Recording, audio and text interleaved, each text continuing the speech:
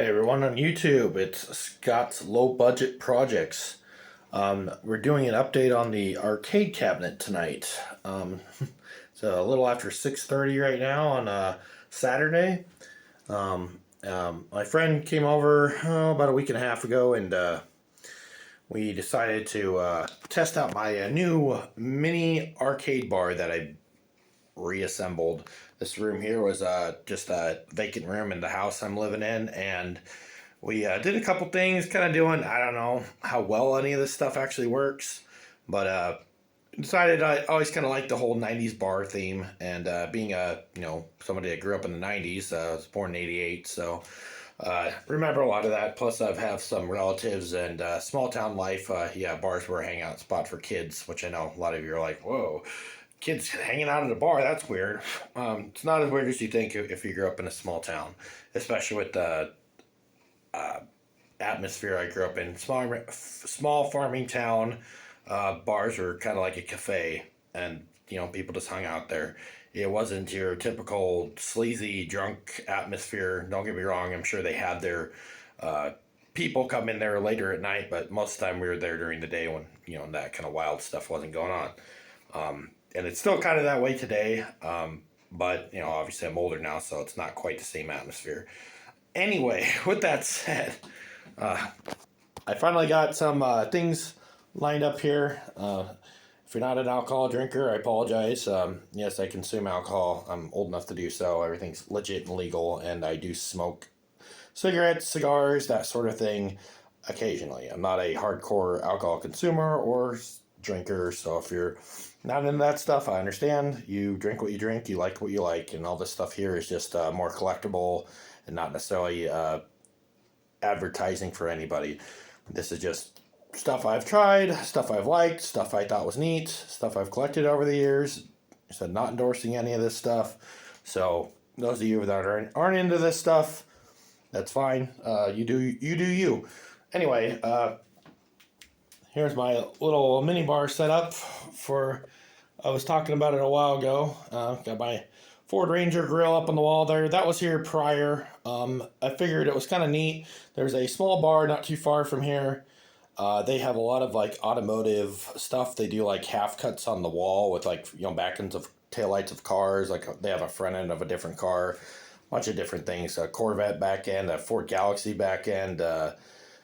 There's I think 3 or 4 different front and back end cars hanging on the wall, which is kind of neat. They actually take actual cars and cut them. I don't know if they're wrecked cars or cars going to the junkyard or where they come from, but somebody makes them look nice. They paint them up, polish the chrome, and they put little, I don't know, just bulbs in them, and they can run them off a 110. And they look neat hanging on the wall. And I kind of did something sort of similar like that. This is a Ford Ranger grill. I like Ford Ranger pickups. I've had 2 80s ones and one Bronco 2, which was 84. So they all had this style grill. This grill is actually, somebody painted the red inside the grill. I got it like this. None of my vehicles were ever red, so didn't really have a use for it, but I thought it was pretty cool, so I made a little shelf out of it. As you can see, there's some fluids. I don't know, it used to be a beverage company. I don't know if they're still in business anymore. Then they got a little Street Fighter energy drink there, and then of course you got your Coors Banquet and some Budweiser collector bottles, and then a special, if I'm pointing the right spot, Budweiser bow tie bottle, or can rather, and that's kind of neat. And of course above the door here I got my selection of Belgium and a couple other types of beers, which I've tried in the past and thought they were neat, and I kept the bottles just because I could. And then up here I got some old soft drinks. I got an old squirt bottle, which that's not that old, that's actually a newer bottle. And then I found this in the trunk of a Dodge Monaco. It's, I'm gonna guess 80s, late 70s, 80s, maybe even early 90s Mountain Dew glass bottle, and it's a 16-ounce bottle. Never seen one before. It's got like a foam label on the outside of it. I never seen anything like that before. I've talked to a few people about it. It's been several years. A lot of them are like, I don't really remember those being around, but again, small town, may not have been a thing. Bigger town, maybe they were more common. I'm guessing it came out of a vending machine would be my guess. Maybe not something you could buy in a store. so a lot of people didn't see them. And then I got my Japanese ramen bottles there, which you can buy those at most of your grocery stores anymore when you go into their Asian and, you know, Mexican food grocery section. They have that kind of stuff, which I got them. I always wanted to try them. I thought the little marble thing was always kind of neat. They're kind of a pain to open. But anyway, this video is more going to be about the arcade mini bar room. I will go off on tangents as usual, so bear with me. Anyway, we're going to get into some more of the, I don't know, just the room in general, I guess, and then we'll go into the arcade cabinet a little later on in the video. So sorry if you're not wanting to watch the rest of this stuff. Feel free to skip ahead. It'll definitely be in the video at some point. I'll show you the arcade cabinet. It's definitely more finished now. I did get to a point where I was just kind of done with messing with it. So yes, some of the things are not perfect. I tried pouring epoxy resin, which if you guys are not familiar with epoxy resin, it is a messy, messy, messy job pouring epoxy resin. And I had all kinds of terrible luck with it. It made a giant mess. I was kind of done with it, let's be honest. The only thing I poured epoxy resin on was the play top where the controllers sit, and it took me like 2 weeks to get the thing to work like I wanted it to. I tried sanding stuff. I tried using a router. It was just a mess. And there's a specific cure time on this stuff, and if you are just a little bit over, things get stuck, things don't come off. And you know, the fact that I have a day job and I can't be here and watch it and babysit it, it was, like I said, it was a fight. I would not recommend doing it unless you have a lot of time on your hands. It was something I just wanted to try always. I thought it was a neat idea. It is a neat idea. It looks nice when you're done if you get the dry and cure times correct. I was having problems with that because I would get home from work, I'd pour it, and then I wouldn't be able to come back to it until after work the next day, and it would be dried hard as a rock. I couldn't pull tape. Tape was getting stuck into the resin. It was a mess. Anyway, back to the arcade bar thing. I got my vintage CRT TV up there, hanging up on a wall mount. Found that on eBay. I got a game room little LED sign, which you can buy those everywhere. And I got, you know, some nostalgia old stuff hanging around there. Arcade cabinets right behind me here. Kind of give you, then I got my awards from car show stuff on the wall there. My screwdriver set for working on stuff. That's actually, that bull skull thing there is actually something my brother had my dad make on a, I guess you call it a plasma cutter, a water table. He cut them out. He had these decals made. He had some mud flaps put on his truck, and he had these cut out, and like he pop riveted them to the mud flaps to be kind of, I don't know, he liked the cowboy thing. And of course I got my Coors Banquet. That's just out of a beer box. I just put that on the top there. A couple of Hot Wheels cars there. The top one there is a Nissan Skyline from Gran Turismo games. I used to play Gran Turismo games when they were on PS1, and I thought it was kind of neat because I know that's one of the cars on it. And then the one below it, that's a Ford Ranger. Johnny Lightning made a series of Ford Ranger trucks, and that's actually like a legitimate one. I have one that I customized, and that's like an 80s Ford Ranger pickup, which is like my little Bohemian, which that grill is out of an 80s Ford Ranger. So there you go. I got some tie in there. Anyway, I got my, this was it, year was this one? This was, yeah, 2024. This is the first place trophy for the class for the Ranger pickup. My little Bohemian Ranger pickup. My other one, I'm trying to remember what year this one was. I didn't know that was back there. Yeah, that was an old CD drive. Anyway, I didn't realize, yeah, 2021 this one was. I didn't realize I had that taped up there. But anyway, must have been having problems with it falling down, or I was worried it was going to fall down maybe. But as of right now, I'll take this back down just so it don't fall on the ground later. But I'll have to pick up my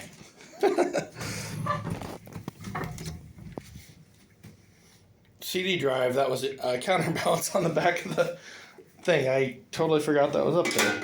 That's how long it's been sitting up there for. Well, it's been up there since, like I said, I already forgot. 2021 has been sitting up there since. So yeah, I kind of forgot that was up there. Anyway, a little bit more of my nerdy side there. I got I made this sword. This is one of my first YouTube videos that I did. This is a custom made sword from the anime Bleach. It was I haven't watched Bleach in years, so I'm a little hazy on the details on it. I know it's the Bankai or whatever that Ichigo, the main character, had. I thought it was kind of a neat looking sword, and I wanted to recreate it. It's all made out of wood. There's nothing anything. That's just it's basically pieces of wire that I made into like chain link on the back there, and then it's just wood, and there's like shoelace that crisscrosses on the back by the hilt where your hands are, and then the little the guard, I guess, is I forget I want to say Buddhist peace symbol. Essentially, some people call it a swastika, but that's not what it is.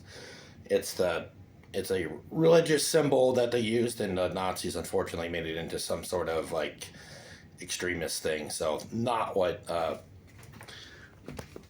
show it to you here. That way, you guys. Anyway, yes, it just so happens to be black, and no, I'm not. I'm not even German. I'm actually Czech, so we're kind of on the opposite end of the spectrum. Czech, Polish, and Irish. So, yeah, not German at all, actually. So I have friends that are German, get along with them fine, but yeah, no German affiliation, so no Aryan nation, none of that weird stuff. I'm not into that. That's not my thing. So if you're wondering, yes, why is it just so happen to be red and black? No, it's just here you go. Here's Ichigo right there from the anime Bleach, and then Naruto from Naruto. So yes, I have my anime backgrounds, and if you look there, it says Bleach, and then name of the sword was called Heaven Chain Slaying Moon, or Heaven Chain Cutting Moon, depending on the translation. And I have the kanji spelled out down below there. And then they actually call it in Japanese Tenza Zengetsu. For you anime nerds and manga nerds, I always thought that was kind of a neat sword. And so anyway, now to more the adult section of things, and not adult as in like over 21, not explicit material, just you have to be old enough to drink and smoke, that sort of thing. I got a smoke extractor here, which is made out of my boss actually had it was like a CO2 extractor for his hot water heater, and he's like, hey, do you want this? And I'm looking at it, I'm like, I started thinking about it. I'm like, I kind of wanted to make like a little cigar bar in this area. So I was like, you know what, I'll give it a try. I had to modify it, had to rotate it around, do some stuff, and I got it to work. Well, then I came up with this idea. It's essentially dryer vent. Run it down there, and it runs out the window, open the window. I got a piece of backing board, essentially, and then there's like a 3-inch vent with like a screen, so like bugs and stuff don't get into it, or mice or anything, they don't crawl into it. And also keeps the cold out of the room. And I wired it up to a switch so you can turn it on and off. Switch lights up. Fan runs up there. So essentially a fume extractor, so when you want to have a couple buddies over or something, play some arcade cabinet games, have some drinks and stuff, just a relaxing atmosphere, And then I bought this off of eBay. I don't know how good it actually is. It's like a smokeless ashtray. It sort of works.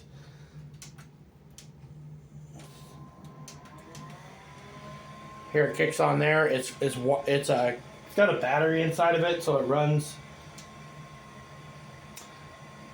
It'll run for a while, and then the battery goes dead, and you got to recharge it. And then of course you got the bar back here, and it says, sorry if these are a little like up close and personal shots of my face. It is a little tight because this is not a very big room. But here's my bar. I got a lot of like display bottles, so yeah, a lot of them are empty.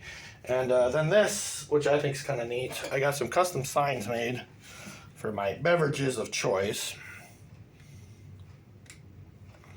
We got your tin cup whiskey sign, and then of course the Busch Light happy hour sign, which I thought was kind of neat. And it's a multicolored remote. You can change all the colors and stuff. I'm not gonna mess with it right now just because this is how I want them, but it does all kinds of different things. You can make it brighter, you can make it darker, you can make it strobe, you can make it flash. You can do all sorts of different things. And this is just things I bought off of eBay. The person actually works pretty quick that makes them. He is from the country Georgia, not the state Georgia. So it's over, Georgia, I forget where that's out at exactly, but in about 2.5 weeks, that one showed up sooner because I think he already had them made. This one was a custom made thing. I basically asked him, I sent him a picture, just a generic one. I'm like, here, this is Tin Cup. Tin Cup is a whiskey for those of you that are not familiar with it. It's generally,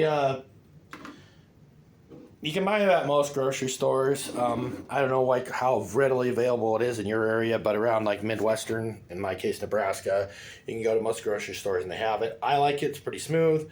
It's a Rocky Mountain Water cut whiskey. They're actually made in Indiana, but Tin Cup is actually in Colorado. It's the name Tin Cup comes because the miners used to drink from tin cups, so therefore they named the whiskey Tin Cup because it's a mountain whiskey. So it's pretty good. I like it. You know, your mileage may vary. You're not a whiskey person, that's fine. I also like beer, hence the Coors Light and Busch Light stuff. So I can drink a little bit of everything, and then instead of even going to Belgian beers. So I like a variety of things. Not really an IPA drinker, but that's not the focus necessarily of this video. This is just more kind of a little hangout spot. I was planning on building kind of a French door for this entryway here to keep the smoke out of the main room. Plus, like I said, I don't want to smoke the house out with cigarette and cigar smoke. So I'm going to make a door that's essentially, you got a 2x4 frame, and then I'm going to put polyacrylic sheeting like what I used for the arcade cabinet board here. It's a lot thicker. I have it sitting over here in the corner. I haven't got around to making, this is eighth inch, I believe. If you can see that there, that's what's going to be. I'll cut that, basically make windows into the door. I'm going to have a 4-pane, and it'll basically be, you know, one here, one down there, one here, one down there, just kind of like a, think like a wooden door, but instead of having the wood panels in it, it'll have the clear polyacrylic, but it'll be a 2-piece door, so it opens in the middle rather than out to the side. And if you're wondering why are you doing it that way, there's not a lot of room in here. See, I got a table there, and there's a vacuum cleaner sitting there. But the door is going to open into the living room area, so you got a little bit more room, and there'll be a center handle here. You open it, basically open it like this, and then you'll push it open. It won't have any gas shocks or anything on it, so you'll have to close it manually every time you go in and out of it. It'll be a little annoying to use, but I think it'll work good for the purposes that I intend to use it for. Oh, and in doing so, I dropped one of my sign fell down. I knocked my keyboard off of the arcade cabinet. So I'll be right back with you, and I'll fix that real quick, and then we'll fire up the arcade cabinet and show you the completed working project. And we're back. Yeah, the keyboard fell on the ground, and the top of it popped apart where the little green buttons are. It popped out and the buttons fell out because the CD drive fell off the thing up here and tumbled down onto the arcade cabinet play platform. Anyway, now that we're talking about the arcade cabinet, we're into this section now. Here's the polyacrylic. Here's the poured top. You're wondering why is this green stuff in here? That's actually painter's tape. It got stuck in the resin, and I wasn't able to peel it off. So I figured rather than fight it and sand it all down, take that all back off, I'll just cover it and embed it into it. So I just basically put tape all the way around it and embedded it in resin. Did it turn out amazing? No. There's globs and stuff like that, but I was kind of to the point. Good enough. I was quite frustrated with it. So if you're wondering why I have such a kind of short attitude with it, it was a lot of time and effort for a mediocre finished result, and it was very messy. Again, I can go on and on about how much I didn't like it, and some people might say it's really easy, but well, you've obviously done it a few times and you got a little bit more of a system down. This is my first time ever messing with anything like that. I've never poured an epoxy floor. I've never done any of that stuff. This is my first experience with that sort of thing. Painting, on the other hand, I painted all this arcade cabinet black. It's just a Rust-Oleum paint cabinet black. So anyway, we're going to fire up the computer now. Here's how we turn it on. Eventually, I'm thinking I'm going to go here, turn it on, close it. We got the lights And yes, I've showed a video on this on how it fires up and stuff. This is nothing new. But I would like to show you the finished working project. And let's give it a second here. It's a little slow. Might have to go and restart it. I don't know. It doesn't always fire up the first time, but this time it works first try. So anyway, this is the program is a Hypersprint program, but it's running another program called Batocera. So if you have any, there's Batocera there on the thing. That's their logo.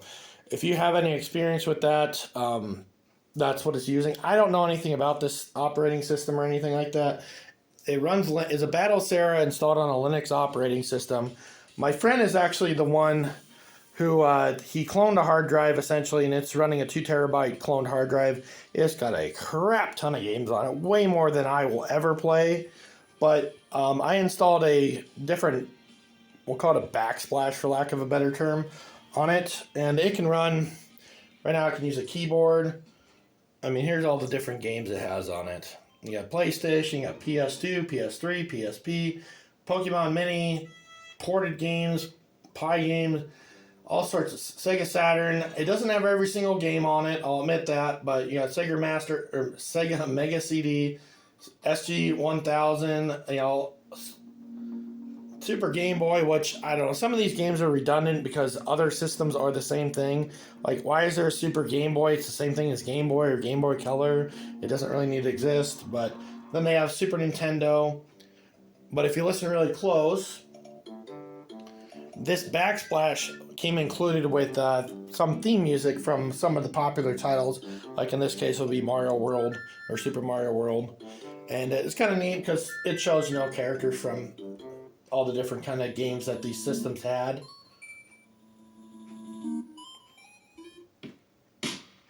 And then it'll play on the random games that do not have any art. It plays this generic kind of sci-fi, techno-y sort of music, which is kind of neat. This is how this game system originally came set up. You can put different. They have like pre-selected songs. You can't really customize it per se. At least I don't know how to. Maybe you can put your own music into it. I don't know. But it just essentially plays this generic library music. And anyway, it plays through songs like this, which I think is kind of neat. But anyway, yeah, when you go back to the main systems, it'll play. It does have some Wii games as well. The thing is, what I'm using on this system is a Xbox. Everything's Xbox. Something I did find out on this system, turn the music down a little bit so you can hear me a little better. One thing I did find out about the system is because I chose to use Xbox joystick controllers, which these are Hori fighting sticks. I don't know anything about it. I don't own an Xbox. I've never had an Xbox. The newest system I technically own currently, other than this platform here, was a PS1. So it's been quite a while since I bought a game system. So a lot of this stuff is newer than anything I've messed with.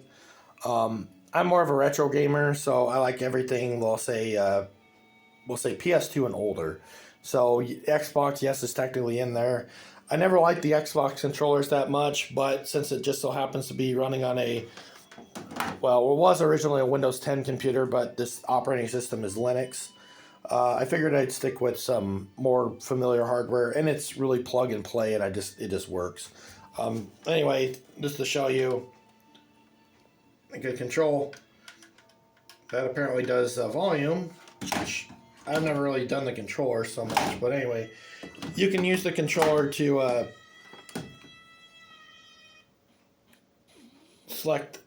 do the stuff. And anyway, you can play games that way, and like I said, yes, I can probably.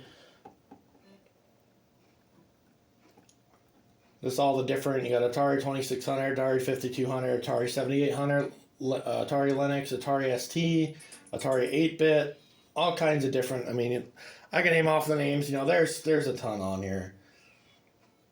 Most of these, I'll be honest, I'll probably never play. But a lot of this, like I said, I grew up more with Super Nintendo and Nintendo 64, PlayStation, regular Nintendo. There's Nintendo 64. We'll select this just for the fun of it. But anyway, this is just Nintendo 64 games. I mean, you can see there's a ton on here, and then I like how it has screen captures. They got Bomberman 64 on here, Bomberman Hero. Now this is a game that I was trying to get to work on the original. We'll launch this one just to see. It's a random game. It's called Buck Brumble. You're some sort of mecha bee. I've never played this game before. Never owned it. It looked interesting. Here's the title screen. Buck Bumble. You're some sort of mechanized bee trying to protect your colony. Do I know anything about this game? No. Here, I'll turn on the marquee for you. So get the whole arcade experience. So anyway, we'll skip through. This is how you know it's a 2000s game.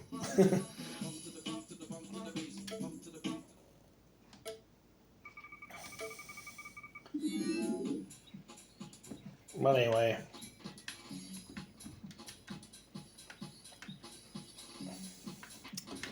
Have I ever played this game before? No, I have not. So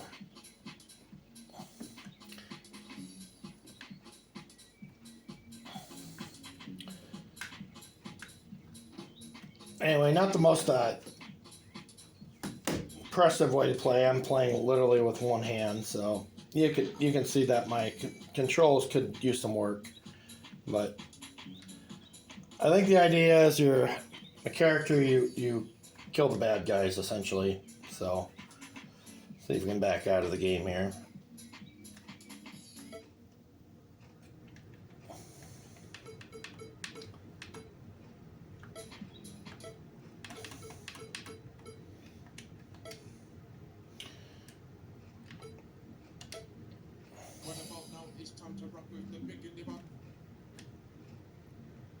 Alright, so if you hit to go back to the main menu, you hit the Xbox button and the start button on the Xbox controller, which the start button is like, I don't know, there's like a little list function button on these controllers. Like I said, I'm not really an Xbox guy, so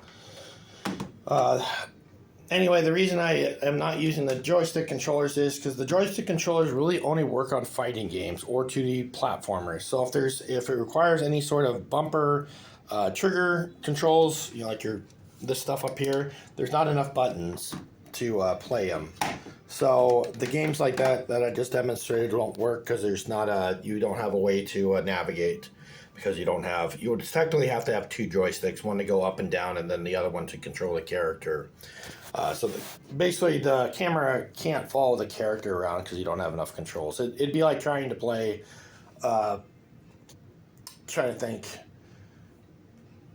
it'd be like trying to play a game with a 64 game with a Nintendo controller. It doesn't work. You don't have enough buttons. So, with that said,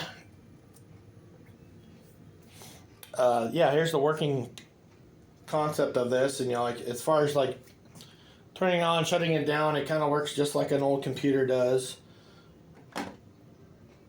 In this case, you hit the list menu. You can go to quit. And then, here's all your setup. If you want to change things. It's not terribly hard to figure out. In my case, I'm going to shut it down. The reason I'm not going too much in depth on this system is because I didn't build it. This is a pre-built system. I know a little bit about it, but I'd be lying if I said I understood all the ins and outs of it. I messed around with it a little bit, but I'm not really a techie guy when it comes to custom gaming systems. It does work. I've played it a few times. Arguably not as much as I probably should have. I played 5 or 6 different games on it. Played it for about 20-30 minutes a pop on each one, and it's fun. It's a nostalgia kind of thing for me, so I don't get as heavily into it as some people might. I was never a hardcore gamer to begin with, so probably not going to have any extended gaming sessions on it.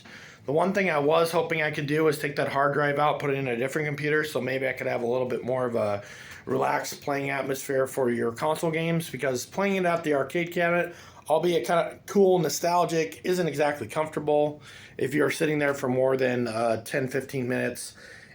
You know, like most stand-up arcade cabinets, you're not going to be playing there for, like, well, say 007 James Bond, you're not going to be sitting there for 4 hours, playing that game.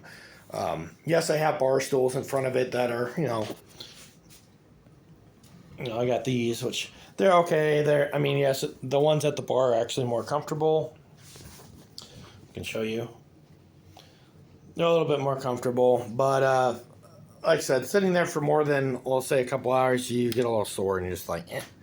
So anyway, this one's just kind of a shorter one for you guys.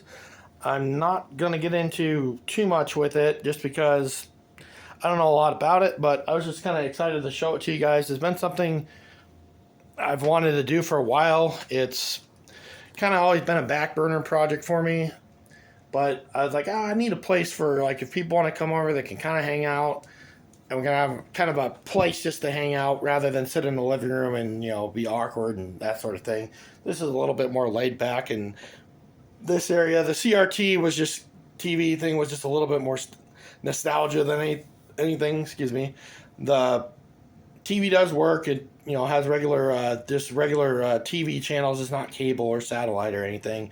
It's just hooked up to. It's got a converter and a what do you want to call it? A analog to digital converter box, like you did when you first started switching over to digital TV stuff. About one of those a while back. Never really used it. Well, now I got it hooked up to there. So if and when I decide, I'm thinking about putting my Nintendo back up there, and I'm going to somehow suspend it underneath it so you can play games like Duck Hunt and Wild Gunman for, like, light games with their zapper gun. I think I'll put that in there at some point. That's a future project, though. I got to figure out how to hang it and make it so the cords ain't all hanging down, like, in the way, like when you're trying to play. And that's the only CRT that I own, so that'd be the TV it would go in. Plus, it kind of fits the nostalgic, kind of 80s, 90s vibe I'm kind of going for with the arcade cabinet / mini bar thing I'm doing. So, with that said, guys, I think we're going to end this one here. It is a short video for me, which is kind of weird. But with that said, hope you guys liked it. Like, comment, subscribe if you do. I'm going to figure out what I'm going to do for the next one. We're kind of, middle of winter right now. It just snowed the other day, so there's still snow outside. So I haven't done anything as far as cleanup or anything on that. I did get my power inverter thing finally set up for the house. I had an electrician come out and wire that up. Give you a little quick demonstration, and well, it won't be a demonstration, this will be more what I'm using. Let me turn some lights on here so you guys aren't walking around in pitch black darkness. We'll go out on the porch here. Anyway, if you can see it outside, everything's all snowy. But here's the porch. It's a closed-in porch, but it's cold, so don't mind me just tripping over water jug bottles for my water dispenser. Anyway, I got this big. This is I forget, they call it like a 125 volt, 30 or 35 amp RV plug, and that's running to. This is a 10,000 watt peak. They call it a 10,000 watt power supply, but I think it's 10,000 watt peak, meaning it probably really only functions at maybe 5,000 to 8,000 watts. So I can run all 110 stuff in the house, not 220. And I had an electrician do this, so this is all up to code. This is what they call a lockout panel for a generator, which I don't have a generator. I have a power inverter, which is essentially the same thing. All the power inverter does, you hook the power inverter up to a 12 volt battery. So in my case, I got that 1952 WD Alice Chalmers sitting out there right next to the house. Right outside the wall here, you can see the conduit run through the wall. This runs to the outlet that feeds this breaker box. So when you go to turn on the generator / power inverter, you shut this off, you slide this over to the side, and then you turn on this breaker switch. This basically allows power to be fed backwards into the box. So And that only works when the power's out. You can't run two at the same time. It's a safety thing, so you don't backfeed or seriously hurt or kill somebody from backfeeding the power grid. Say there's a line down somewhere, around this area, and the lineman goes up there to grab the wire. Well, now there's live wire there, and the guy gets zapped because he thought the power was dead. Trying to do it safe, trying to do it legitimate. Like I said, this is all up to code. This is no rinky-dink stuff. Originally, I kind of had it rinky-dink, but I figured, let's be smart about this. I had him come out, it's about $550 for him to install this plug and the lockout plate in here. And then he showed me how to wire up, which I just wired this plug up myself. This just wires directly into the power inverter. It has 4 outlets on it. He said it should be rated for 40 amps. That's just what he told me. Whether he's not that familiar with that power inverter. So he's like, I don't know. He's like, this is what I would do if it was mine. So he's, his other recommendation was maybe get a generator, something that's a little bit easier to mess with, to put out a little bit more constant power. My biggest thing with generators are when they sit, you got to deal with them not wanting to start. If you can see it out there, the tractor, that's my power unit. It's essentially my generator. I can use anything. It doesn't have to be that tractor. You can't see it. There's a snapper riding mower out there. That was the one I ran in the video called The Great Snow Show. That was running the furnace in the house for a while there. That, unfortunately, I'll show you the one I was using. And it's not necessarily the inverter's fault. It's just that it was a little bit more than I think it was capable of. This is the inverter that I was running. It's a 1,000 watt peak inverter. It's a 12 volt, puts out 120 volt kind of thing. Worked pretty good, but it only really worked for the furnace. And the furnace wasn't super happy when you heard the blower fan kick on. I have a propane furnace in the house, not electric. Of course, you have to have a lot of people go, well, you got a propane furnace. When the power goes out, you still have heat. You do not have heat because you do not have a blower, and it doesn't turn on the panel to allow the flame to build, essentially. So you have zero heat in the house other than, it'd be like lighting a candle and putting it into your basement. It doesn't do anything. Yes, there's fire there, but it ain't going anywhere because it has no way to basically build up, if that makes any sense. So with that said, I have that kind of rinky-dink wired in with a power transfer switch. And it did work. Was it up to code? That's questionable because it was hooked in between a breaker. But the way this is wired up now, it's safer. It's you're not going to hurt somebody. And it's a lot bigger power inverter. So now I can run the fridge. I can run the microwave. My air fryer. I got an air fryer. I got a microwave. It'll run the regular fridge over here, run most of the lights in the house, maybe not all at the same time, but I am one person. I don't need to have every single light on in the house, and I'm not going to be running, when the power's out, I'm not going to be like, oh, we're going to go full chef mode and turn on every electronic appliance I have, or, I could be having a party out here when I got no electricity kind of thing. So, we're going to be running the bare essentials, charging up phones, have some lights so I'm not sitting in the dark this time of night. Like I said, it's currently 7:30, so if you're wondering what time it is, it's dark out. So this way I can run the bare, I can basically run what I have on right now. I can probably turn my computer, that sort of stuff. It'll run all those sorts of things. It should be able to run the fridge, no problem. I also have that mini fridge, which I don't know if you saw that in the arcade mini bar room, whatever, that'll run that. And yes, it could probably run the arcade cabinet too. I can run a fair amount of stuff off of it, just nothing super demanding. It won't run the oven, and it will not run the dryer. Probably would run the washing machine, but what's the point? And then I got a desk tabletop or countertop dishwasher, which should work because that's just 110. But like I said, if the power's out, I'm not going to be getting too extravagant with what works. The one big thing that kind of sucks, I have a 220 well, so when the power goes out, I technically lose water. But I do have water in the house. I have these water dispenser essentially, because the water here at the house, I've always kind of been questionable about it because, I don't know, the people that lived here, one of the guys, he ended up with cancer pretty bad. And I always kind of wondered if the water quality had something to do with it. that may not be even a remote factor, but it's kind of one of those things. I don't want to get cancer, so I've been drinking this. It's an Ideal Water brand of water, I guess you'll call it, and it's just the big, your jugs or whatever. Like everybody gets these things, big. I don't know what they are, 5 gallon jugs, to 4.5, 5 gallon jugs, and I have a water dispenser there, which also has a hot water function on it. Anyway, when I was trying to tie that back into that 1,000 watt power supply, I was trying to run it off of that, and something tripped on the thing, and I'm not really sure what tripped, but I didn't have a hot water function on it anymore for a while. Well, did some looking around online and stuff, and I finally figured out that there's a reset switch inside the machine. Went in there and pushed a little, I don't know, like a little reset button, and then all of a sudden the hot water function started working again. This, of course, was way after the power was back on, because we lost power for about 4 days last year, and I didn't have anything like that set up in the house as far as backup supply. So I was kind of doing things off the grid, quick and dirty, not necessarily up to code.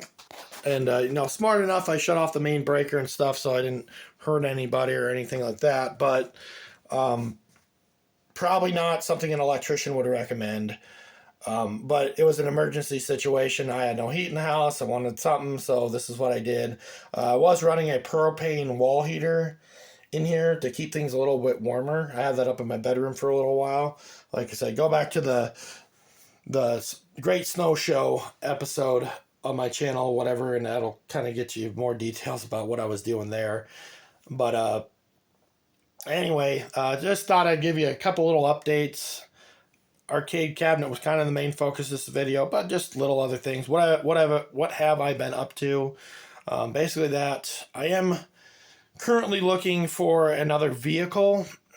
The Ranger pickup that I got, the $400 one, it's an okay vehicle to go back and forth to work. I'll say that much. I don't really have a problem with it.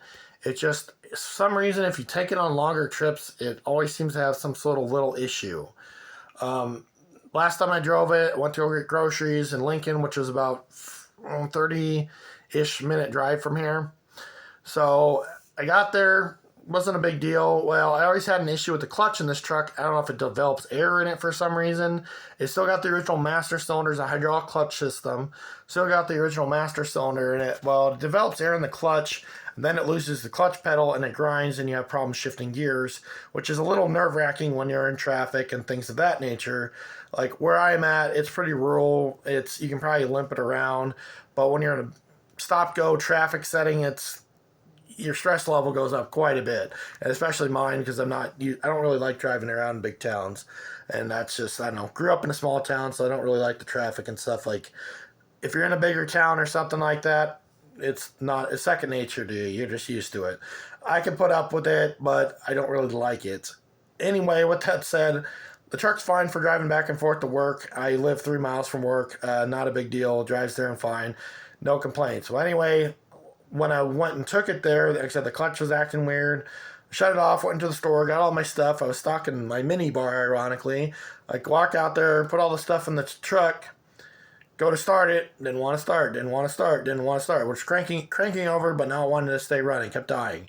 I'm like, now what's wrong with this thing? So I finally held it floored to the floor. It must have been flooding itself. Got it to fire up, and I kind of had to sit there and kind of regulate the throttle to get it to kind of clear out, and then it was fine. Then I was able to drive it back home. Driving it back and forth to work, it never does anything weird. It always starts. It just works like it's supposed to. Every once in a while, the clutch will do, like I said, it gets weird. The last issue I had with it was actually earlier this week, Monday.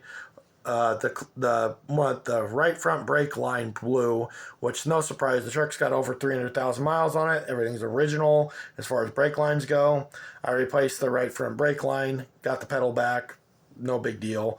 That's minor in my opinion. That's easy enough to fix. I have access to a hoist. I work in a shop. As you said, I'm a mechanic. That's what I do for a living. Greatest mechanic in the world? No, but we'll just say I know enough to be dangerous. And working on my own stuff, I'm willing to take a little bit more risk than customer vehicles. Customer vehicles, sometimes I'll steer away from certain things just because if it's my own vehicle and I screw it up, it's me. I'll live with it. I don't have to lay awake at night wondering if something wasn't done well or could have been done better. At least like on my vehicle, I'm willing to trial and error a little bit more.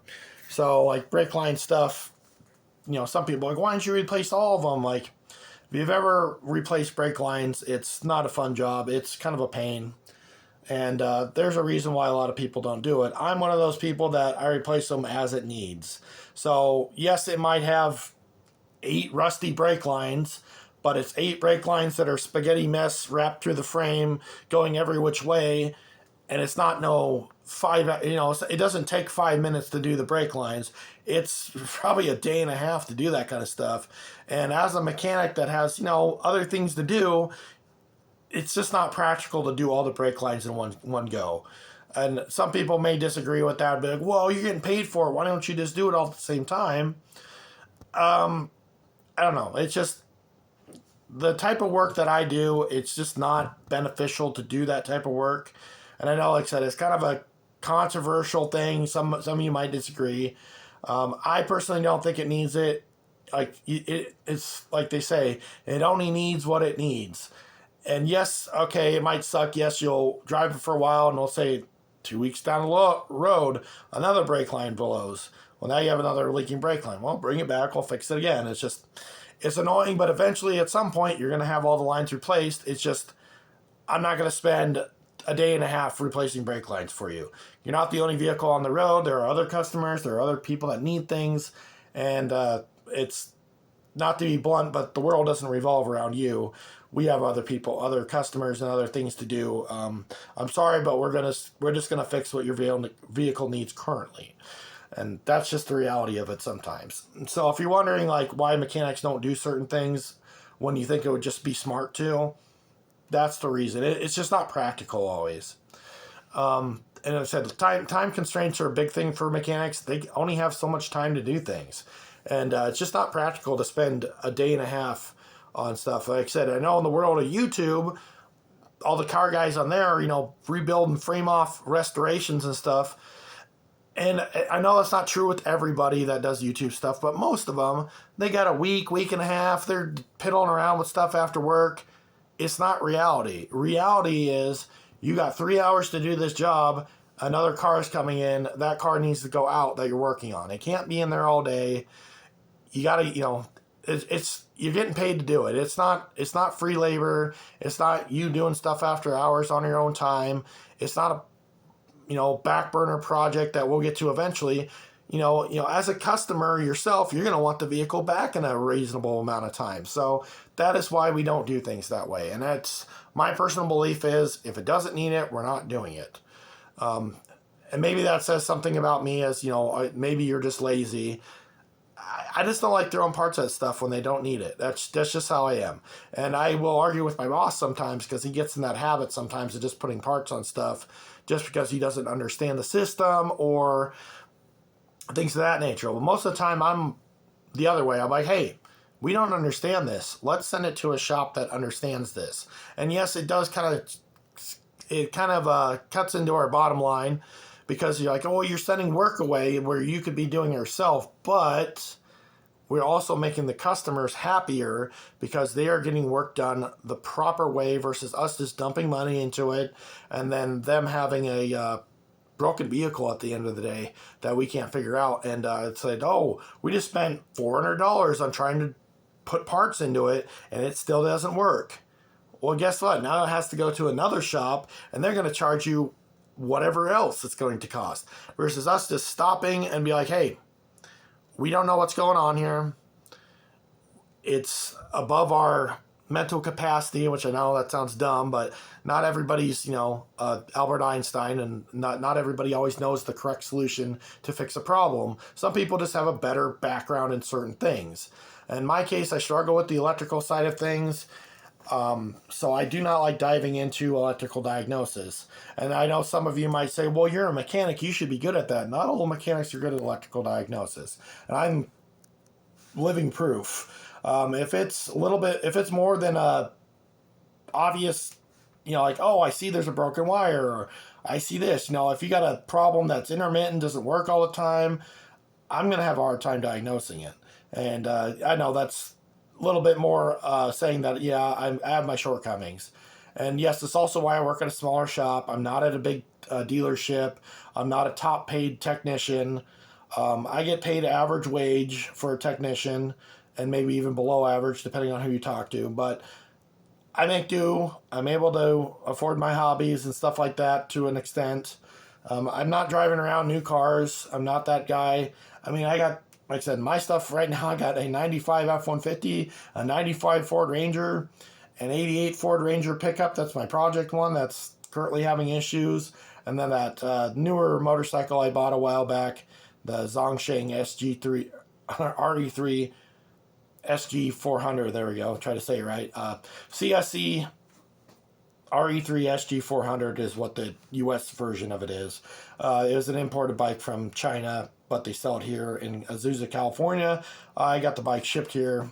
But anyway, little side tangent. That bike's like a 2020 model and newest thing I've ever owned. But I wanted a motorcycle and it was cheap and affordable-ish. Cheaper than a Royal Enfield, cheaper than the Triumph. I like the cafe racer style bikes. I've done a walk around on that bike. You can see the helmets in the background there. I got two. The top one there is my first one that I bought, and the bottom one there is a little bit nicer, full face mask, full, covers your chin and everything. So a little bit nicer when it's longer trips. That one ain't too bad now. Now I have like a bubble face mask on it now because the other one was too close to my face. I had a half mask. Well, everything hit you in the mouth, and I didn't care for that. So I got a full face clear one, which is nicer, but arguably the other one's still better. They're not really like amazing helmets. They're the cheaper. I don't know how you pronounce that. I want to say Jaikai.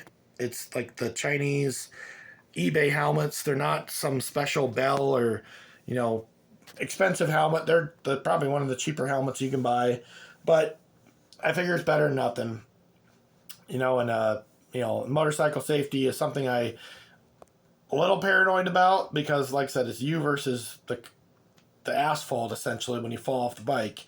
Most people aren't made out of unbreakable materials, so yeah, you're gonna get banged up if you fall off a motorcycle. With that said, I don't know. I don't ride mine enough to put a huge amount into the safety factor. So yeah, I could get better equipment. I could get a better riding jacket, that sort of stuff. But I don't drive it enough. I hardly rode the bike last year. I took it out twice. And by taking it out, I mean I drove it like 20 miles last year. So there you go. That's how much I drove it last year. So I don't drive it a whole lot. The bike was, like I said, brand new. It had less than 20 miles on it when I got it because they do a test drive before they ship things out, make sure everything's okay. It's got 1,000 miles on it since I bought it back in 2021.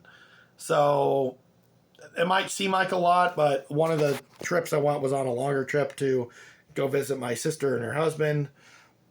They live a little ways up north in Nebraska, and I went to go visit him. He's a motorcycle guy. I was kind of eager to show it to him, and he thought it was pretty cool. Not really his kind of bike. He's more into the Triumphs and Royal Enfields and more he likes his European stuff, especially British bikes. That's kind of he grew up liking Triumphs and those types of bikes. I mean, he likes his Harleys and stuff too. So he's also big into like dirt bikes, that sort of thing too. So, but with that said, like I said, it's a cheaper bike, not a bad bike. It's 400-ish cc bike. It's probably like 360 cc realistically. They round up because people don't like the number 364 cc. They'd rather have 400 cc. Sounds cooler. That's why they call it a SG 400 versus SG 396 or whatever, or 3. But you know what I mean. It's a nice sounding number. It's not weird, but yeah, if you actually look up the specs, the bike's not really a 400 cc, but it goes 65. You can do 80 with it if you want. Up a hill, no, but flat level stuff, yeah, it can do 80. It's a 6-speed manual gearbox, so it's capable of doing it. A little jittery. Been drinking my energy drink, mixed drinks tonight. So yes, if my voice is a little warbly, yeah, there's a little bit of inebriation, but am I gone? No. It's a mixed drink. So nothing weird. I'm not going to fall over or anything like that is what I'm getting at. And I've only had 2 of them, so it's been probably 4 hours since I had the first one, so not getting plastered, and if you're wondering. So anyway, with that said, like I said, again, I know I'm rambling, adding on, like I always do, but I guess so this is kind of a tie-in video. I don't make as much videos as I have in the past, just because I'm showing a lot of basic content here. I know a lot of you want more in-depth stuff, want day-to-day things, like what are you doing now? What, like when are you gonna redo that? When are you gonna do this? When are you gonna do that? I don't really do those sorts of updates. It's kind of more of a, hey look, I fixed it. Not a, hey look, we're going to fix it together. I'm taking you along for the ride. Yes, that might be a little bit more engaging for a fair amount of people, which I admit, that's kind of stuff I like to watch too. However, I am a one-man show using a cell phone, which is what you're on, so that's why it's all Blair Witch project going on here. Jittery and bouncy. So, I don't know, I'm just making do with what I got, so I don't really feel like upgrading to fancier equipment because, like I said, I'm amateur at this. I don't see this as becoming a source of income. This is just more of a point and shoot your shit kind of thing, and you like it, you don't. It is what it is. Might get 10 views, might get 1,000 views. You know, I got a few of them out there that are pretty good views, at least for, I think, for a one-man show with no editing and all kinds of tangents and random stuff I talk about. So some of them are hit and miss, obviously, but then again, I got some that actually do quite well as far as video goes. So like I said, for me, with my subscriber count is well under 100, so I'm not trying to brag either, trying to sing you a sad little world's smallest violin kind of thing. It is what it is. I get it. My content is kind of all over the place, and it's hard to get a following when you're going from lawnmowers to trucks to arcade cabinets to power supply. You know, it's why it's called Scott's Low Budget Projects. Everything on this channel is essentially low budget in the sense that I'm not spending a lot of money to do these things. You know, in the sense of we're not doing a high-end production value. I guess that's kind of where it ties into. Yes, I might have a lot of money invested into a project. The Ranger would be my Ranger, the little Bohemian, I call it. That, yes, I do have some money invested into that, but as far as filming it goes, it gets the same treatment all my other videos get. It's on a cell phone. Mine occasionally get put on a tripod. Otherwise, it is just me walking around with the front camera on. You get weird angles. You get unedited content with me blah, blah, blah, blah, not making any sense, or talking about things that you're like, all right, ADHD, perfect example, blah, blah, blah. ADHD brain jumping all over, or ADD brain jumping all over the place, going from random thought to random thought, which that does happen. It's just the reality of my version, I want to call it my way of doing things, I guess. Right or wrong, this is how I'm doing it. You know, it may not be the biggest, what do you want to call it, content getter, but it's real. I mean, you can't get much more real than me BSing about my day-to-day exploits and, you know, talking about different things I like to drink and things like that. You know, whatever. It's, it is what it is. But anyway, guys, enough of me rambling. I know you guys are probably already falling asleep from me just going on and on and on. But some of you guys might get interested in it. Like I said, I'm a normal guy. I like to do things. You know, like to do random stuff.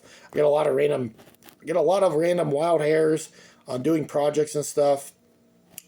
Some of the content might be relevant to you. Some of it might just be weird and obscure, and that's totally fine. Like I said, I'm just shooting this stuff kind of as a way for me to share what I like with you guys. You like it, you like it. If not, cool. Anyway, as I said earlier, like, comment, subscribe. Shoot me a message down in the comments. You know, ask me some questions. You know, if you want to know about stuff, let me know. Any updates on projects, you want to know what's going on with certain things, you know, just let me know. I'm eager to hear. Actually, it might give me a chance to update you on some projects. I can tell you, you know, how things have changed, where things have gone, Like I said, I'm never going to do like a build series on anything. That's probably never going to happen. That's just not the style of content I do. It's not that I don't want to do that stuff. It's just that I don't really have a camera person to do that for me. I live here by myself. I don't have any like really close buddies that are like, hey man, I want to come over and help you work on your vehicles. That's just not that type of person, unfortunately. I don't have those types of friends. They always want me to come help them, but it's never a can you come help me? It's always, hey, you're a mechanic, you want to come help me? And if I ask them, it's, well, I'm busy, I have other things going on, I got a kid, blah, blah, blah. Fine, it's nothing against them. It's just, I'm not that type of person. I don't have that group of friends that are willing to come over and help me wrench. So that's just, unfortunately, reality. I don't have any kids, no illegitimate kids. I'm not a single parent, any of that stuff. So whether or not that applies to any of you guys, that's is what it is. But again, like I said, want to see more updates, want to see more content on certain things, comment down below, like, comment, subscribe. As always, thank you guys for watching. We'll see you on the next one. We'll see what happens. I don't know what's coming up next. Might get a different vehicle at some point. We might go later this year. Where I've been looking at, and this a little bit of a, I don't know, foreshadowing about me as far as my mental state goes. I'm thinking about maybe getting, and you guys might have seen them advertised. There's a company called Slate. They're building these electric trucks they can convert into SUVs and stuff. I'm quite interested in them just because I like how basic they are. Now, the whole electric thing, I'm not really a big electric truck or car guy. I've never owned anything like that. I find them a novelty in a way, but for what I do, it might make sense to own something like that because I don't drive a whole lot with it. I go back and forth to work 3 miles. It might be something I'll be interested in getting in the future. So, if Sleet's saying that these trucks are supposed to be mid 20,000s and might be something I'll be interested in. So maybe next year sometime I might be purchasing one. We'll see what actually happens. That's a whole year away. I might completely change my mindset, or Slate might fold, and they may not even make a viable product, or their pricing is going to be way out the window. If they're a $30,000 plus dollar vehicle, I'm going to be honest, I'm not looking to buy one of those. If it's $25,000 or less, probably something I'll take a serious look at. And if it's something they can deliver to me, obviously I'll be interested in. They're not going to have dealerships. They're kind of like a build to order sort of thing, and then they ship it to your house essentially. So they'll be like, I assume like a delivery truck. They'll bring it here, drop it off, and basically, here you go, here's your truck, and you got to pay probably a processing fee or delivery fee, I assume, to the driver or whatever, just to have them deliver it. But whatever, it's not gonna break the bank per se. But anyway, I'm looking for a different kind of vehicle. It's not that I gave up on the gasoline side of things. It's more, I don't know. I'm just kind of getting burned out on the used vehicle stuff I've been getting lately. Seems like I've had a lot of bad luck. And it's not that Ranger that I have is undrivable. It's just one of those things that I want something that's more reliable. And I'm getting kind of tired of always buying a used car and then finding out it's kind of a piece of junk. And I know the Ranger was always a gamble when I bought it. The thing had a lot of miles on it. A lot of unknowns. That truck was never meant to be a replacement for anything. My F-150, on the other hand, I bought that truck specifically because it was a rebuilt long block, had a rebuilt transmission in it, and guess what? I ended up putting it in less than, we'll say 2 years. Engine and transmission are both been gone through again / replaced in there. And it's that truck is a giant money pit, and I'm kind of frustrated with it. It's one of those vehicles, yeah, I could probably sell it and get something else, but now it's sorted, I guess you can call it. It's just, there's just certain things about it that just I'm not really fond of. It's not that I don't like the truck as a whole. It's just, it could be better. Let's just go with that. And it's good for pushing snow. It's good for hauling a trailer around. That's what, it does truck stuff fine. It's terrible on gas. That's kind of why I have the Ranger. The Ranger's quite good on gas, surprisingly. I drove that all the way to Omaha and back before and didn't even use a half a tank of fuel, which blew my mind because I don't think Rangers really got that good of mileage. So that's got to be making 20 something, at least on the highway. Around town, she's not super fuel efficient. I've noticed I go through more gas short trips. But with that said, maybe I'll be getting an electric truck in the future. And it's not because I'm trying to be like an activist. Look at me, I'm green and blah, blah, blah. I don't care about that. I just care about the practical application of the vehicle. And it's not that I have something against gasoline vehicles, polluting the environment, blah, blah, blah. I'm not a tree hugger. I don't care about this stuff. I just like in a way, it's kind of a novelty to me. It's just like, hey, electric vehicle, you can plug it in and drive it like a golf cart, essentially, like an electric golf cart, and it'll go down the highway. That's my mindset. You can hate it, you can love it. I get it. Like I'm on the fence about it. If the pricing is right, I'm interested. If the pricing is wrong, you can keep it. It's like a Tesla to me. I have no interest in Tesla. Don't really care about Teslas. I hate all the electronic crap they shove in them. Even newer cars. That's kind of where I'm at with newer cars. They're doing a lot of dumb things with newer cars nowadays that I don't agree with. I think it's a bad design choice for them to be shoving large touchscreens, heated seats, all this electronics comfort stuff.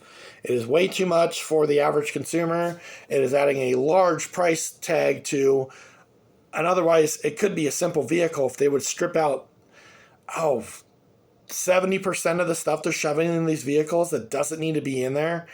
Like, I get it, GPS is nice, but for example, you have GPS on your phone. Most people have their phones with them all the time.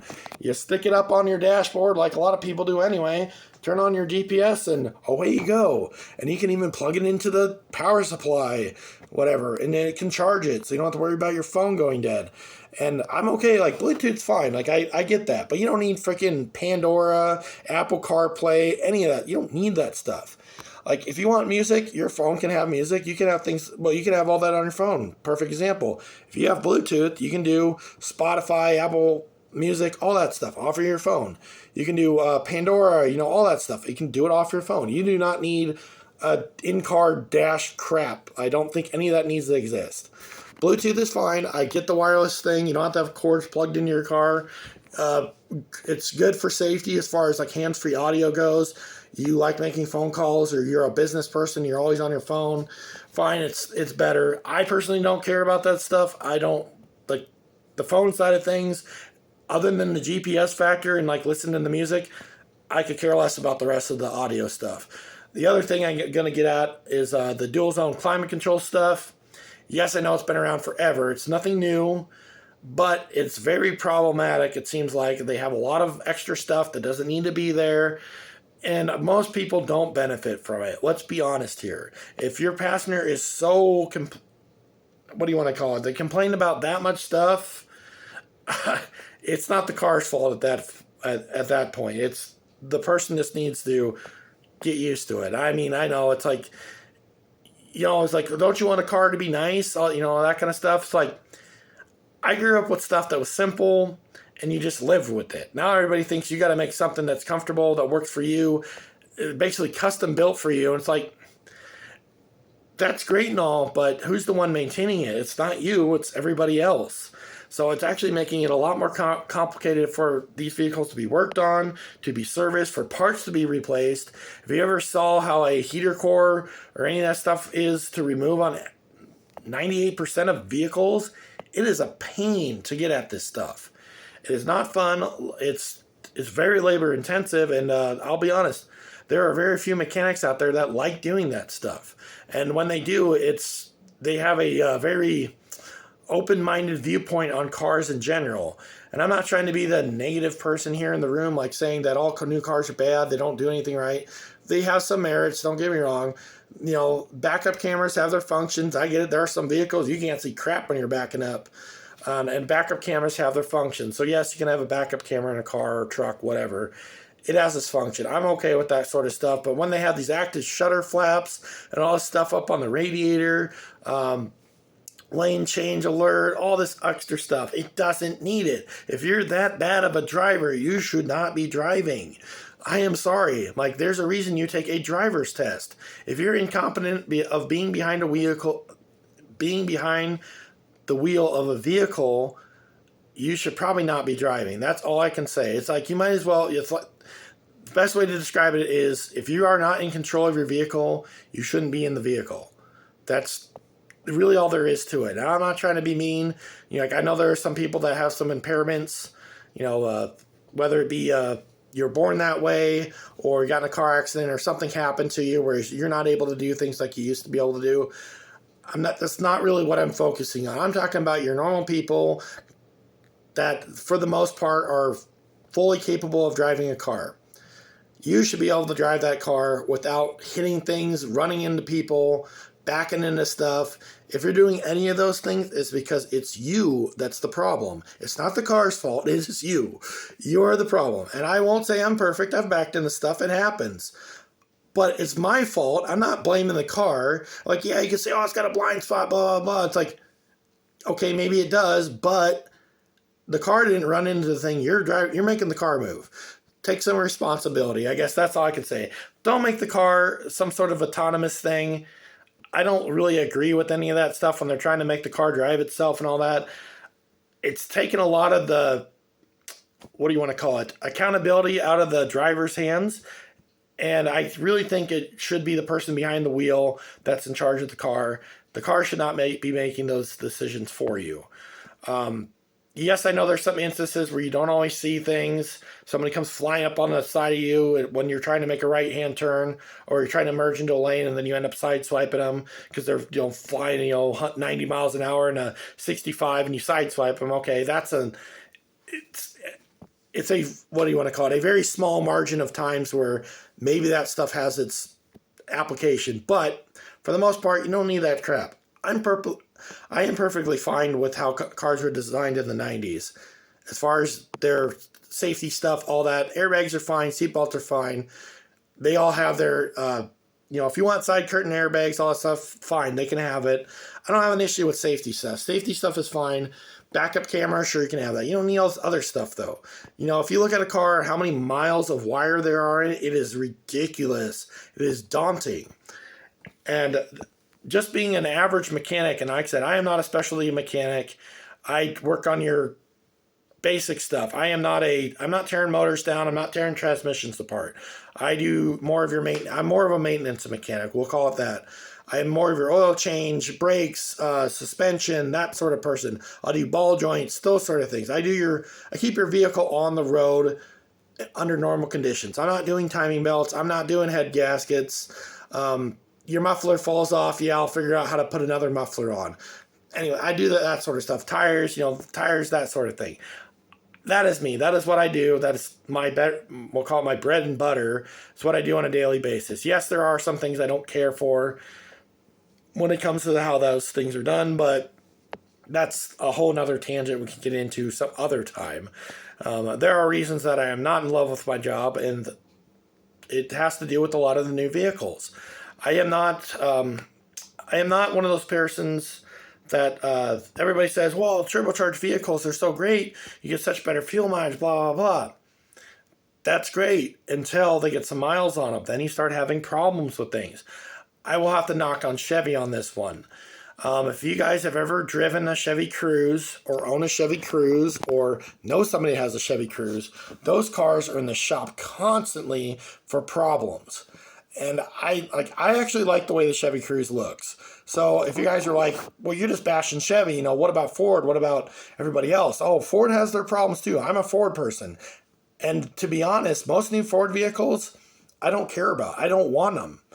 They got too complicated. They started doing new stuff. GM, same way. Dodge, same way.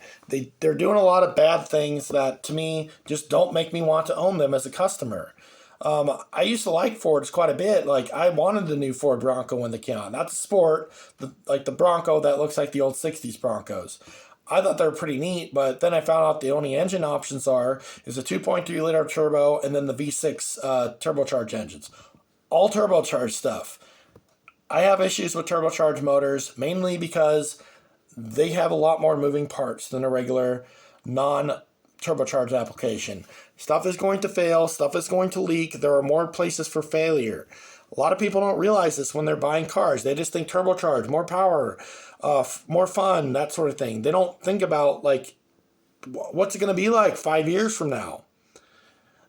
They don't, and Ford and Dodge, Chevy, they're all like, oh, we tested this extensively, blah, blah, and our engine stands and on the track and virtual testing, and they're holding up real great. And it's like, yeah, but they're also not in real world conditions. They're like, oh, it's all simulated. And I think there's a lot of BS going on there. It's like they're just trying to push a product out, which I get it. As a manufacturer, you want to sell stuff. I get it. You don't make money if you don't sell stuff. So they got to do some creative marketing to make it sound better than it actually is. Unfortunately, the reality is they are never as good as they say they are. Ford Bronco, for example, they're all like, it's the best off-roader, blah, blah, blah. It's better than the Wranglers and all this sort of stuff. Well, they have problems. They break tire out ends when you get into an extreme off-road situation. Rock crawling would be a good one. And I know you're saying, you're rock crawling, you're going to have problems with any vehicle. Well, the Broncos have very small tire out ends from the factory. And that's a weak point on them. It's not very smart. Ford, I know, was trying to do some cost savings. So they figured, like most Jeep owners, sorry, Jeep guys, I'm going to get hard on you on this one. Be honest with me. If you live anywhere in Midwest, Nebraska, Iowa, Missouri, we don't have rocks. We don't have that kind of stuff. You aren't rock crawling with these things. When you're shoving 44-inch tires on your Jeep, all this stuff, it never goes anywhere. And when it does, it's maybe once, twice a year on a vacation, or you're pulling it behind your motorhome, but they're never doing extreme stuff. Now, don't get me wrong. There are guys that take their stuff, Utah, up in Oregon, Washington State, all those places where there's all kinds of trails and stuff to go on. You guys are a whole different group of people. And this doesn't really include you guys. I'm talking about more like the Midwest type people. You're not rock crawling with these trucks or Broncos or whatever. And they aren't built for it. You have to modify things. You have to do things to them.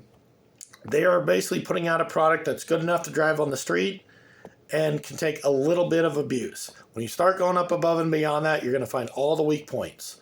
GM trucks, for example, a lot of your Chevy pickups, they're notorious for ball joints. I don't know what it is about GM trucks. They have so many problems with ball joint failures. Compared to Ford and Dodge, I have replaced far more Chevy pickup ball joints than I have on a Ford or a Dodge vehicle. And I'm in a small little rural shop. And I mean a small, like 600 people town small. Maybe it's just the amount of Chevy pickups around the area, but most of the Fords that come in, I've never done ball joints on them. I'm not saying I've never done any ball joints on Ford pickups. They go bad. I mean, they have their failure points just like any other truck, but Chevy pickups, I'm picking on you guys. You're using some crappy OEM parts. They need to pick up their game. I'm going to rag on GM a lot about that. And it's not a certain year of them. They're all bad. Like, that's everything from the early 90s all the way up to current. They have ball joint problems. And I don't know why. It's just, if they're just cheaping out on parts or what's going on, why aren't Fords having this problem? Why aren't Dodges having this problem? And, there's, in my area specifically, I know this is a very niche topic I'm talking about, but in my area, there is probably, we're going to say, about 60% Chevys, and then the other mix are Ford and Dodge. There's more Chevy vehicles than Ford or Dodge stuff just because the people around here like their Chevy stuff. The Chevys, at least the earlier ones, like, I want to say 07 and older, they had a pretty good stout driveline, everything. They held up well. Now, granted, they had their other issues like frame rot and things like that, which were no good. Then Ford, of course, had their 543 valves, which everybody will tell you to stay away from it. And I always tell people when they're looking for trucks, and I say, I like Fords, but do not buy one of those. Do never buy a 543 valve Ford unless you like to waste money on stuff. And some people will argue with me tooth and nail, I have 200,000 miles on it, I've never had a problem, blah, blah, blah. You are one person, sir. One person. Every other one I've ever worked on, they are notorious for it. Same with Ford Explorer Sport Tracks and Rangers. They have the 4-liter single overhead cam engines. They have 2 timing chains, one in the front, one in the rear. To do the timing chain on one of those requires the engine to be pulled from the truck or Sport Track, Explorer too. Anyway, I won't recommend those to people. It's just why do you want to why do you torture yourself with a more complicated setup when you can get the simpler, cheaper, and arguably better setup? Maybe it doesn't make as much horsepower, but point in case. And I know I was kind of ragging on this truck a little earlier. That 95 Ford Ranger pickup I had has 325,000 miles on it. It's original. It's never been touched, which I am kind of surprised. That has the 4-liter overhead valve engine, aka pushrod engine, not the single overhead cam motor. Those motors are by far my favorite V6 engine. Other than maybe like the 3.8 GM, which that's a pretty good motor too. 3.5 GM motors aren't bad. 3.9s aren't bad either. I don't really like the 4.3s and like the S10s and Blazers because they're really hard to work on. They're not packaged very well. And Dodge V6s, I got no love for Dodge V6s. I'm sorry. The 3.6, which is, well, their most popular one, they put it in the Wranglers, they put it in the Cherokee. Well, no, sorry, they put it in the Grand Cherokees. And a handful of other vehicles, Challengers, Chargers. They had problems with oil coolers. They just have a lot of weird problems with them. I'm not a fan of them. I don't think they're that good of an engine. They make good power. And like I said, they're kind of in the same boat as like the 4-liter single overhead cam motor that Ford made. They make good power. They do work, but they have problems. And that's my biggest gripe with them. Anyway, like I said, I'm kind of jumping around all over the place. But as a mechanic, I have seen these things. Granted, I'm on the smaller side of the spectrum. I'm in a small area. This might be just more isolated to our area. The other thing, I will rag on GM again. Brake lines. What are you guys using for brake lines? Chevy pickups in particular, and we'll even expand to Tahoes and Suburbans and Yukons and those sort of vehicles. What were you guys using for brake lines? They are the most... I've worked at other shops. I'm trying to think. I've worked at 3 other shops. I have never done more brake lines than I have at the shop I currently work at on GM vehicles, those specific ones I mentioned. What is going on? Like, what are you making these things out of? I mean... half the time when I'm replacing these things, they look like they're at the bottom of the ocean. Like, there's no rust coating on them whatsoever. And that's why I said I get into the whole replacing brake lines. We'll come back to that Ranger again. Those are factory brake lines on that Ranger with 300-some thousand miles. It's a 95 Ranger.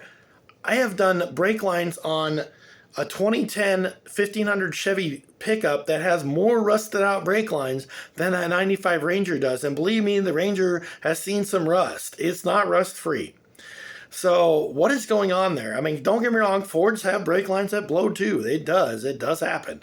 But again, it's about 10 to 1. It's ridiculous how bad they are.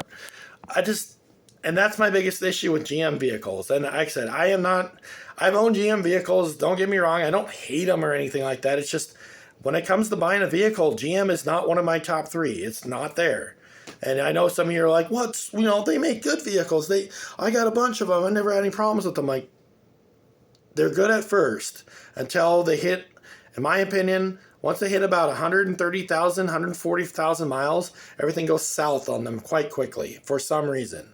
That seems to be the magic number with GM vehicles. About 130, 140,000. That's when all the problems start happening with them. And that's really, other than, I'm sure there's a few exceptions, that seems to be the number. And even on, I'll even expand it to most vehicles. That's when you start having problems with stuff. And some of them can be major, some of them can be minor. But it always seems like that's when the engine stuff starts happening on GM stuff. And I don't know if that's just planned obsolescence on GM's part, or they're just using some crappy quality parts, and that's kind of when everything starts failing. I don't know. Going off on tangents, I know, but it's kind of my car rant for this time, because like I said, I've made a lot of content recently, so I'm trying to put you guys in the seat of where I am as far as cars go. I haven't talked a lot about that. Like I said, I am a mechanic. I have been doing this professionally since late 2009. I graduated in 2009. I worked at it was a former Chrysler dealership. That was my first experience jumping into cars. I worked in the Quick Lube started out there, like most mechanics do. You never really a mechanic right off the bat that kind of ease you into it typically. And then they had a mechanic quit. They pulled me into the main shop. I worked there for, I'm trying to remember, 6 months.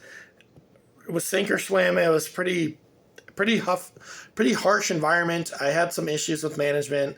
Needs to say it didn't go well. Unfortunately, I ended up leaving there. I ended up finding a job at a smaller shop. Got a lot of experience with GM vehicles and stuff working at the smaller shop. The pay wasn't great, unfortunately. That's kind of why I ended up leaving there. I worked there for about, I'm trying to remember, 2 years. It wasn't bad work. It was just the pay wasn't great. I was still living at home with my parents at the time. I was in my late 20s, and I was like, most people have moved out by then. And I'm not trying to be one of those people that just, lived with their parents their whole lives. It was just I couldn't afford to. Eventually got to the point I was like, you guys just aren't paying me enough for what I'm doing. Because I was a mechanic. I graduated from Milford and SEC, Southeast Community College in Milford. I had a degree in automotive technology. So it's not like I didn't know anything. Granted, I didn't have the experience, but I did have we'll call it the training. So I should have been getting paid better. Unfortunately, it was just not a good environment as far as pay-wise went. I learned some stuff there for sure, but it was just not the type of environment as far as like getting ahead as far as money-wise. So anyway, my older brother, who was a master Ford technician, is now since stepped away from mechanic work. He's now farming. So kind of sad, but is what it is. The shop he worked at got bought by another company, and they were looking for help. Well, he threw my name in the hat, I guess, and we had a conversation one night, and he said, "Hey, why don't you come work with us?" So yeah, I worked there for about 2 years as a maintenance technician. Did a lot of used car stuff. I was never a Ford technician because I didn't have any certifications or anything, but I did used car inspections, repaired things, general maintenance, kind of sort of what I'm doing right now. But I also would check in new cars and stuff like that. So pre-delivery inspections, used car inspections. I'd fix used cars, needs this, needs that. I'd replace things. Anyway, I did that sort of stuff. So I had a lot of experience, and it wasn't just Fords. It was, Toyota, Ford, Chevy, whatever. I kind of worked on everything. Granted, I know more about domestic vehicles than I do about Honda, Toyota, that sort of stuff. So I'm not going to pick on those guys too much because I don't know a whole lot about them. I just know that there are good vehicles and there are bad vehicles from every manufacturer. I have a pretty general knowledge of which ones to avoid, but that doesn't always mean every single one of those vehicles I like is going to be a good vehicle. But that's just kind of where, like I said, as far as my mindset goes, I think that's kind of where my focus is as far as mechanic work goes. Well, anyway, after I quit at that job, there were some management issues, and I'd just say we kind of butted heads, and I ended up having to leave. It's kind of a rough story, but they had some turnover issues, and I had some issues with management because they weren't making good decisions, unfortunately. And yes, I was still a younger tech at the time, but a lot of stuff they were doing just made no sense. They were just trying to do quick fixes, and they didn't think about the long haul, and it was causing a lot of problems on the mechanic side of things. And finally, I just had enough, and I had to step away. And at the time, I got pretty burned out. I can't deal with this anymore. And, it's just mental health was absolutely in the crapper. And I told my brother, "Hey, I'm done. I just can't do this anymore." And okay, well, sorry to hear that. And I went and worked at Menards for a couple months, and then the shop I work at now, they approached me. They're family friends, and they said, "Hey, I know you're not doing mechanic work right now. Would you want to come work for us?" My uncle used to work for him while he was looking to get out and do more farming. So I reluctantly said yes, and well, I've been there ever since. And it has its pros and cons. Yes, I will gripe about it a lot, as I'm sure most mechanics will. Small town shop, you put up with a lot of stuff that bigger shops don't really deal with. We get a lot of ag stuff in there, which we really shouldn't be getting. I deal with a lot of diesel stuff. I'm not a diesel technician. I have zero like real world experience with diesel stuff. We get into some of that stuff sometimes, and it's just more than I care to deal with. And I get pretty grumpy about it, to be perfectly honest. I'm not a diesel guy. I don't really like diesel stuff. Some people love that stuff. If that's your thing, cool, but you guys can keep it. That's all I can say about it. I just don't care for diesel stuff. I'm not into the performance world. I like the community behind it, but I don't have any like practical experience with it. So I'm not building race cars.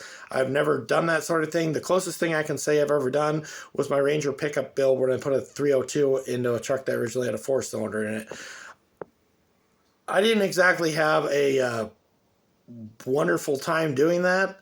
So I don't know. I'm kind of on the fence about that whole area of automotive. It's not that it's a bad thing. Like there's plenty of people that love doing it. I personally am on the fence about it. I'm more the practical, make it run. That's more my mindset, I guess. So I'm kind of one of those, everybody's jokes, stock is cock. That's kind of my mindset anymore, to be perfectly honest. And I sound like an old guy saying that, but recently that's kind of how my mindset's been. I'm just, as long as it runs and drives, I'm just going to leave it like that. Because it seems like every time I change stuff around, I have nothing but problems. And I don't know, maybe it's just me in particular. Maybe not everybody else deals with this stuff. And I don't have all the mechanical know-how to make this stuff work always. So maybe that's part of it. So anyway, guys, and I know I've been ranting a lot. And we're almost hour and a half going on here. So a little over an hour and a half at this point. So, and it was supposed to be a short video. I always say that, but it ends up being like 3 times as long as I thought it was going to be. So anyway, guys, I'm going to end it here. This time for real. Thank you guys for watching. If you're still around, like, comment, subscribe again. Comment down in the video if you want to see stuff, you want to hear stuff, want to know stuff. I'll try and fill you in. I'm active in the comments, so if you want to ask me about stuff, feel free. Again, random video, I know, but this is what I do. So hope you guys are watching. Hope you guys like the stuff. I'm always looking for more subscribers, more followers, more people interested in the things I do. If you know friends, people, tell them to give it a watch if they're into this sort of thing. So it's just kind of a random or revolving show that I do, and it's literally all over the place. So it's can be a train wreck sometimes. Sometimes it's a little bit more linear with a start to finish. This one kind of went a little bit more zigzaggy all over the place, but it's kind of just giving you a little bit more look into my mind and how my brain works with things and what I like, what I don't like. Anyway, guys, that's going to do it for this one. We'll see you guys on the next one. Thank you for watching.